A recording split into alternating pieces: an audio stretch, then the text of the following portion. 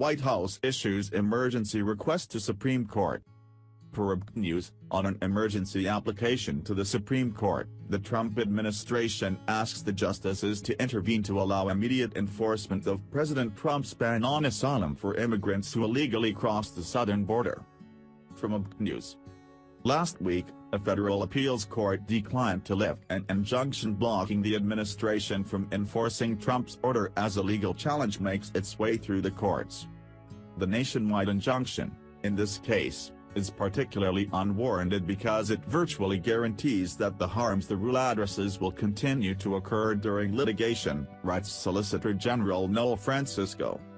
At a minimum, this court should narrow the injunction to cover only specific aliens respondents identify as actual clients in the United States who would otherwise be subject to the rule, he says. Shortly after the president signed the executive order last month, a federal district court judge in San Francisco declared that it irreconcilably conflicts with the expressed intent of Congress and federal law, putting it on hold.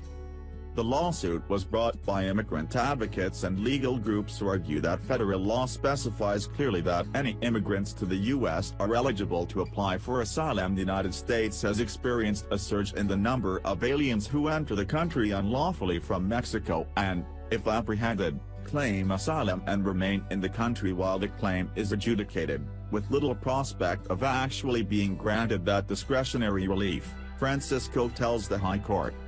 These measures are designed to channel asylum seekers to ports of entry, where their claims can be processed in an orderly manner, deter unlawful and dangerous border crossings, and reduce the backlog of meritless asylum claims, the administration's emergency appeal says.